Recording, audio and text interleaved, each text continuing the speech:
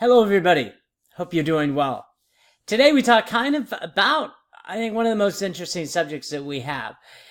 It's certainly more exciting because we're talking about creativity, doing things different, thinking outside the box. There's so many terms about creativity, but there's a couple things that come to mind when we speak about creativity that to me is so much more exciting than anything else that we do. And so this is a subject that I really like to talk about. Creativity can range from creating a new product or determining a new partnership or collaboration that you could have with a different entity, a different organization, and as a result, you can do a new product or a new service, some of which you've never thought of before. And so that is part of the fun of creativity and innovation. But in order for creativity and innovation to work, I think that there's a couple aspects that really have to be conversed about. And the first is you have to work in a place that has what I call tolerance of risk. In other words, they allow you to take a risk. And whenever you take a risk, by the way, I throw the word calculated in here, calculated risk. Whenever you take a calculated risk, it could fail, but usually you have an understanding of the odds against you or not. If you go play 21 craps with a slot machine, you know what the odds are. You can buy any book and it'll tell you what the odds are.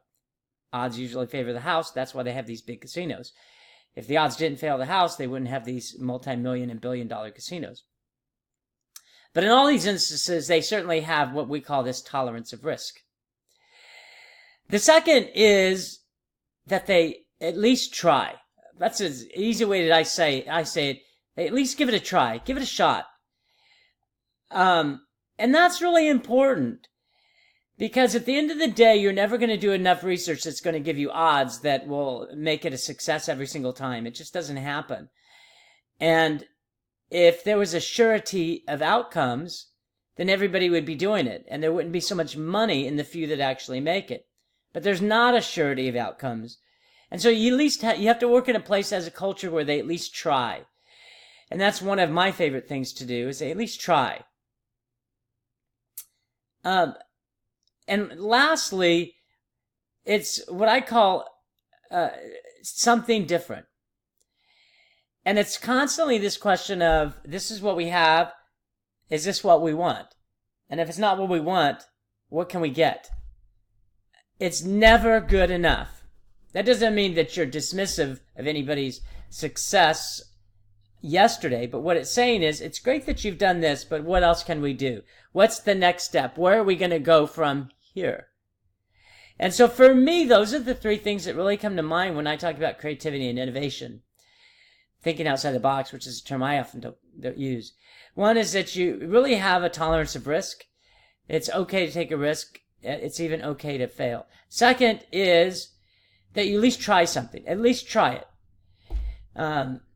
There's a great saying that says, fail fast, fix it, and move on. That doesn't mean you always want to fail, but fail fast, fix it, and move on. I've always liked that statement. And lastly, that you have that you do something different, a culture of doing something different. It's great that we have this product, but the product's on the market. It's great that we're going to make this hamburger, but it tastes like everybody else. Let's do something different.